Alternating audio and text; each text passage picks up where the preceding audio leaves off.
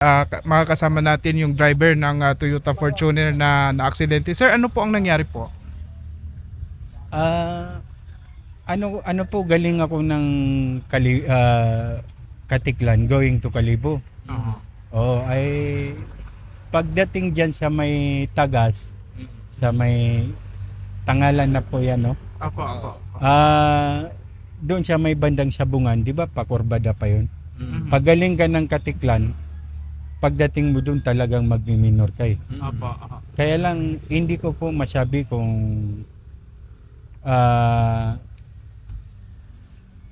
human error o yung sa kalsada kasi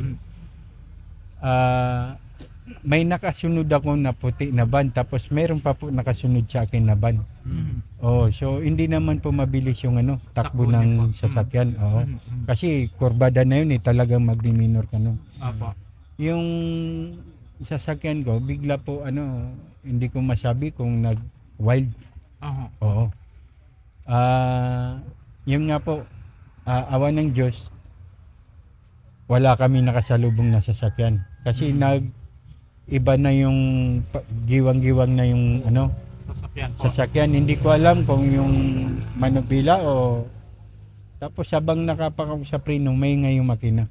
Hanggang sa doon kami nahulog sa may palayan. Awa ng Diyos, wala naman po nasaktan sa amin. Gumulong-gulong daw ho ang sasakyan. Mga ilang gulong po? Mga 3 yata yun. Pero doon po sa yun, sa malambot na parte, hindi naman po sa kalsada. Sa palayan. Opo, palayan. Kaya nga swerte namin kasi kasama ko yung asawa ko, yung apo ko 3 taon, yung anak ko na dadalhin ko sana sa Hospital. Kalibo kasi kabuanan niya ngayon 11 eh. Nagkuha ko ng bahay nila dyan para iatid ko lang sila. Oo. Bigla na lang po nagkaganon. Opo, kumusta po yung anak nyo na butis po? Okay naman. Okay naman. Pagdating kanina ng mga nag-rescue sa amin, ay gusto nila ma-secure yung anak ko kasi nakita nila na buntis. Dinala na lang po sa Kalibo sa ospital. So okay naman, tumawag na ako sa kanila, nakatawag na rin sila sa akin. Opo. Safety naman lahat. Sige po. Mabilis yung takbo niya. Mabagal lang daw. Mabagal. Yun nga po yung parte dun, hindi ka talaga at saka mabilis ka man, pagdating mo dun talagang papreno ka na. Kumbaga sabi mo kanina nag-wild ang sasakyan mo, hindi mo maintindihan kung ano nangyari. Yun nga po.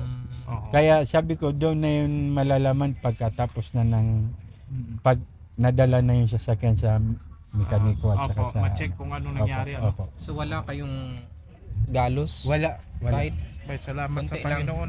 Wala naman. Wala. Yung maliit na bata, ilang Wala taon na, yan? 3 taon. 3 taon pa lang.